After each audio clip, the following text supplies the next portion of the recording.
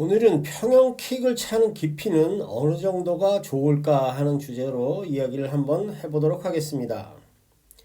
평형을 하는 것을 지켜보고 지도하기도 하면서 별로 생각하지 않는 부분 중 하나가 바로 평형 킥을 차면서 어느 정도 깊이로 차는 것이 좋을까 하는 것입니다. 어쩌면 대부분은 킥을 차는 깊이는 생각을 해보지도 않은 경우가 상당히 많을 것입니다. 킥을 세게 차라 또는 넓게 좁게는 생각을 해보았지만 그러나 얼마나 깊게 또는 얕게 차야 하는가에 대한 이야기는 거의 들어보지 못했던 것 같습니다. 저 또한 이런 부분에 조금은 소홀했던 면이 있었습니다. 실제로 앞에 몇 명의 선수들의 영상을 보면서도 킥을 차는 깊이가 서로 다른 것을 확인할 수 있었을 것으로 생각됩니다. 몇 가지 영상을 간단하게 비교해 보도록 합시다. 지금 영상의 맨 위의 선수와 바로 아래의 선수를 비교해 봐도 킥을 차는 깊이가 다르기 때문에 유선형까지 이어지는 과정이 다르게 됩니다. 위의 선수는 킥을 찬 이후에 바로 유선형 자세로 들어가고 아래 선수는 킥을 차고 다리를 다시 올려서 유선형 자세를 취하고 있습니다.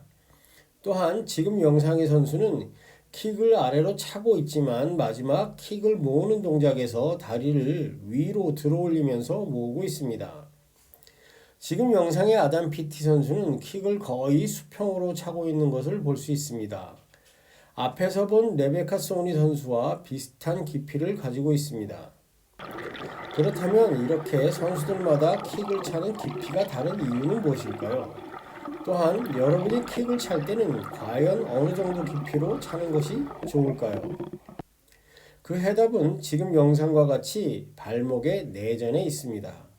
발목이 이렇게 안쪽으로 방향으로 유연하게 잘 돌아가는 사람의 경우는 킥을 차면서 아주 빠른 시기에 발바닥이 뒤를 볼 수 있기 때문에 굳이 깊게 킥을 차지 않아도 되지만 내전이 잘 되지 않는 경우에는 발바닥이 뒤를 보기 위해서는 발이 생각보다 깊게 들어가야만 발바닥이 뒤를 향할 수 있기 때문입니다.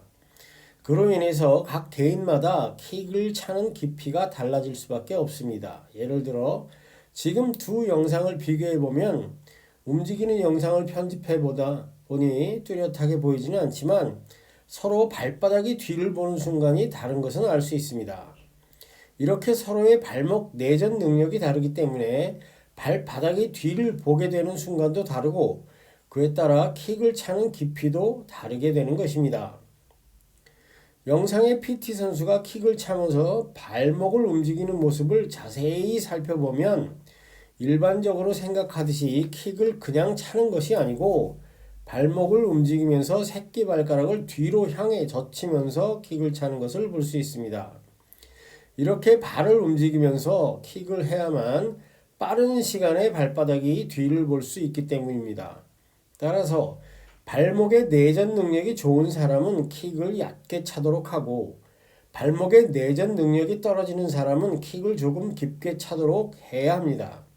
다만 한 가지 명심할 것은 킥을 조금 깊게 차게 되면 영상의 선수와 마찬가지로 최대한 빨리 발을 위로 올리도록 해야만 합니다. 그렇지 않으면 다리로 인한 저항이 심해지기 때문에 앞으로 빠르게 나아가지도 못하고 한 번에 멀리 가지도 못할 것입니다. 오늘은 평형 킥 연습에 주력하도록 해봅시다. 감사합니다.